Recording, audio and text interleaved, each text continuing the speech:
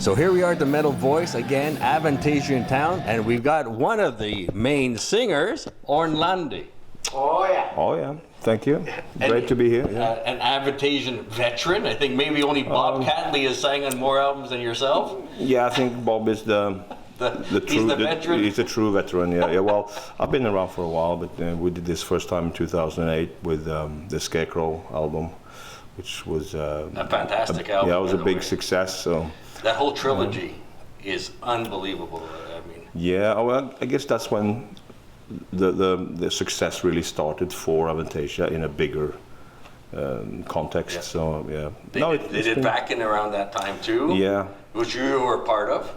Yeah, I guess around that time, Wacken was kind of a bit early for Avantasia, but because of the sudden success, everything just happened in a short period of time for Avantasia. So, yeah, albums sold well. Lost in Space, I guess, is a big factor of that one. Yeah, maybe. Sure. I mean, I think it's a total of everything. If you look at the latest record, The Raven Child, for example, is around 12 minutes long. So,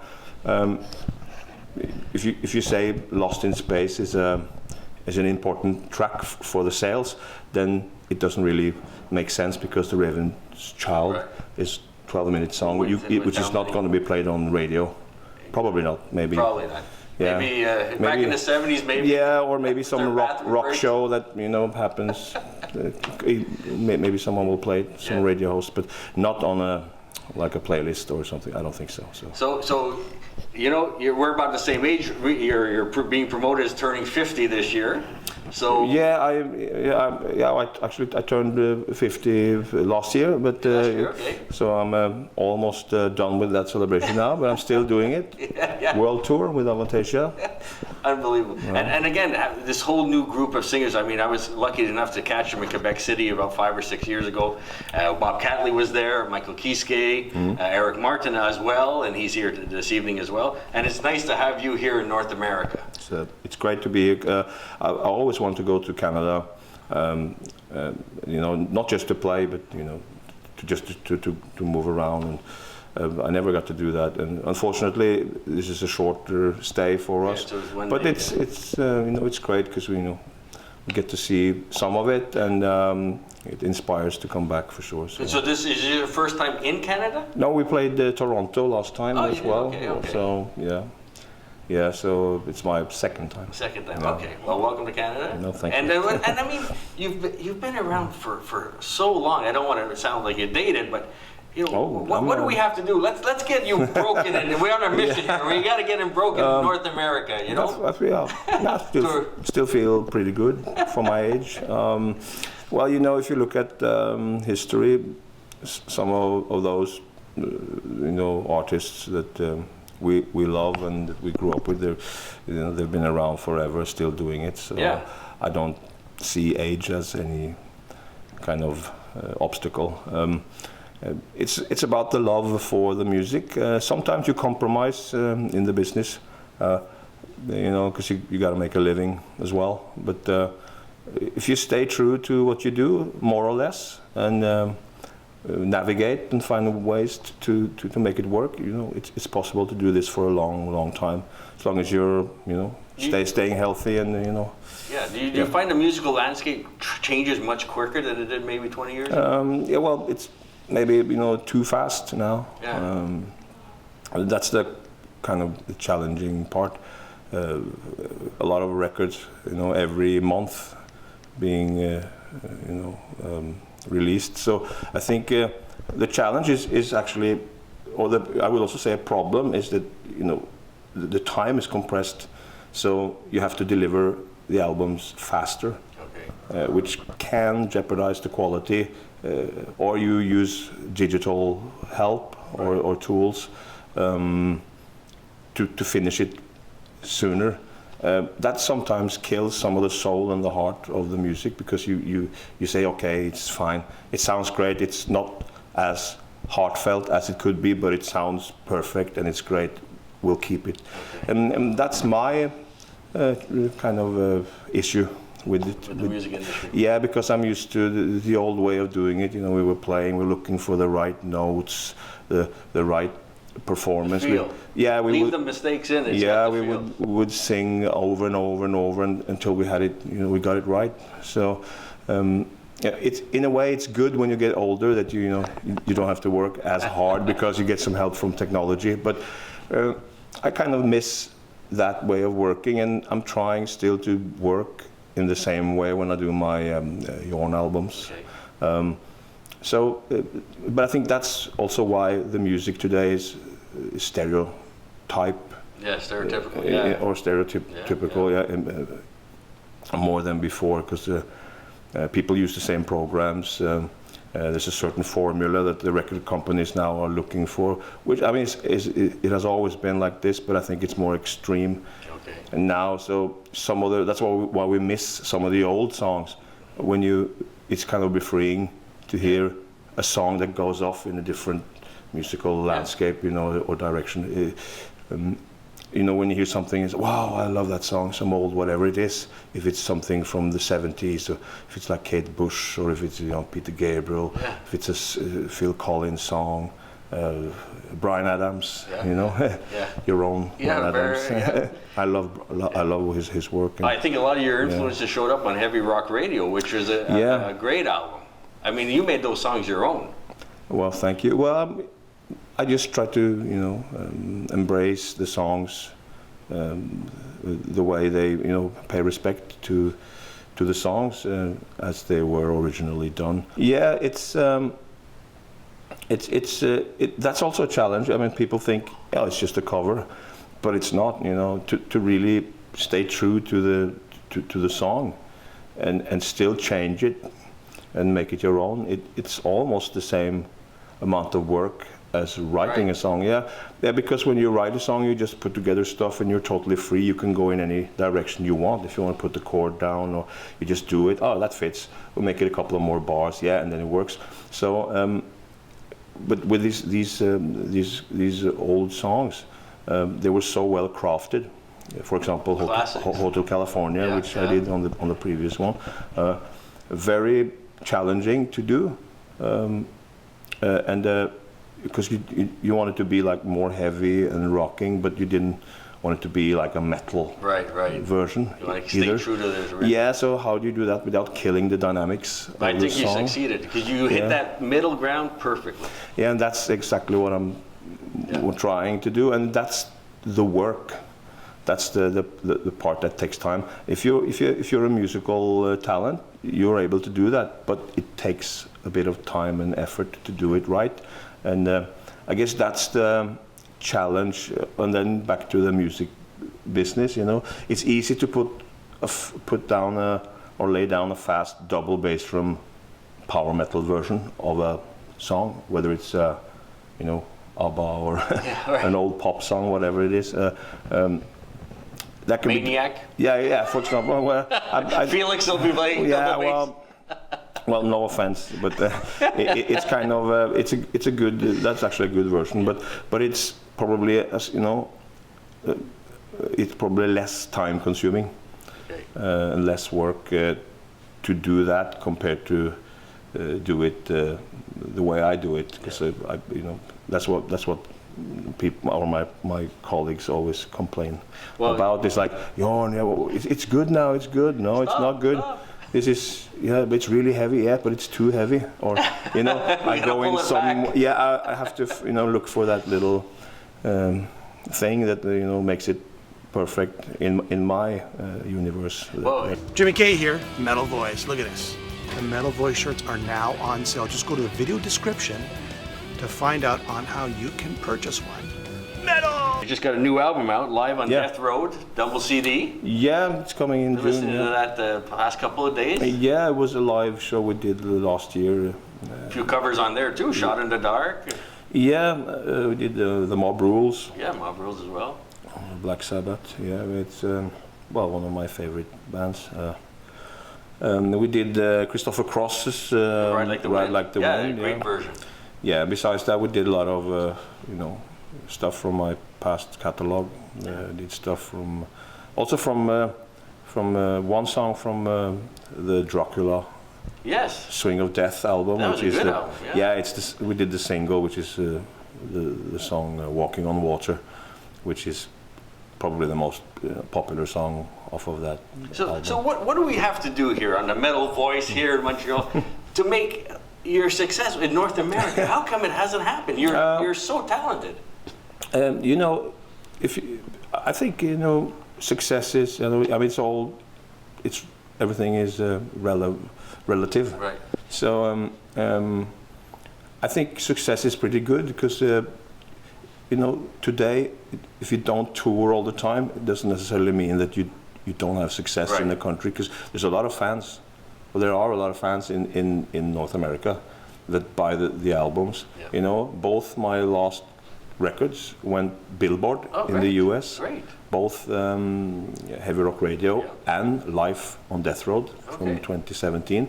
So I think success is sometimes measured in the wrong way. To me, it's success to have my albums going Billboard. Right.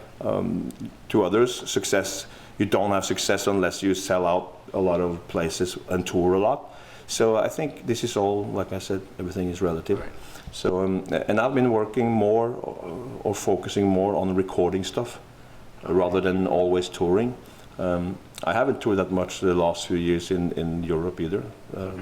Some shows, like selected shows, but not like some bands do, like tour up and down every year or after every record, every second year. So we're very spoiled to have you here. Well, I mean, there's a synergy, and again, you've been on a lot of albums, but it just seems you and Tobias have a synergy that's hard to duplicate.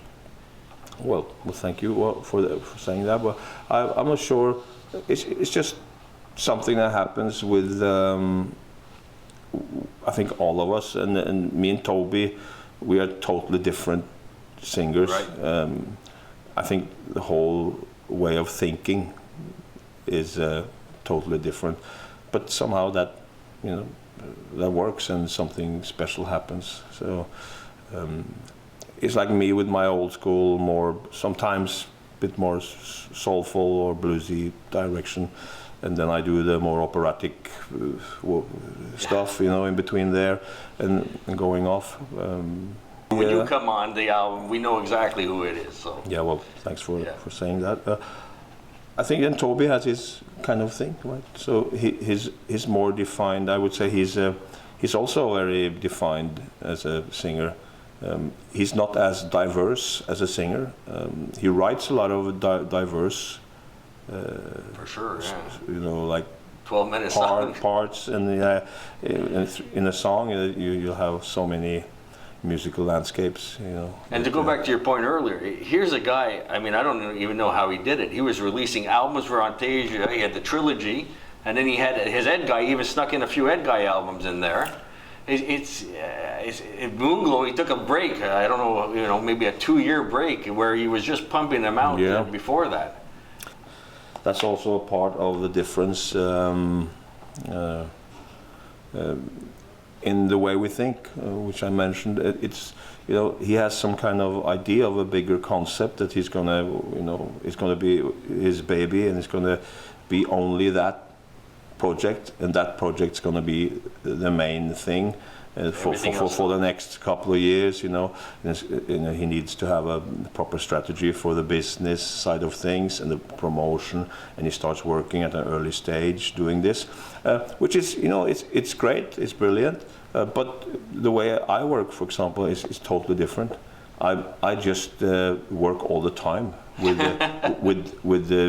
different stuff. I spit out records.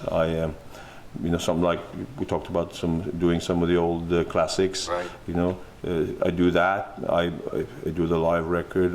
Then I start writing on a new original Jorn album. So and in between this, I would suddenly do something like I recently did this online gaming thing called the League of Legends. Oh, really? Which I did this kind of virtual band called the Pentakill. Okay. Which I was unaware of that. No, I was like one of the characters in that, and we did some. Well, you can check it out. There's a song called "Mortal Reminder." Okay, we'll check which that out. You can just go on YouTube and you'll see it. It's like an animated thing. We'll watch that. Yeah, and that's a big thing right now. It's the younger people, new generation, is kind of totally into this gaming thing. So I'm doing a lot of stuff all the time. Yeah. So I'm just this guy who's like workaholic. Well, I wouldn't say I wouldn't say I'm like a machine, but I would say I spread my branches, and I like to work and keep it going.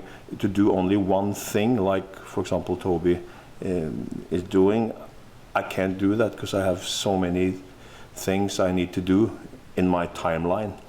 So I think it's most about this vision and this ambition to do as much as possible and everything you didn't get to do.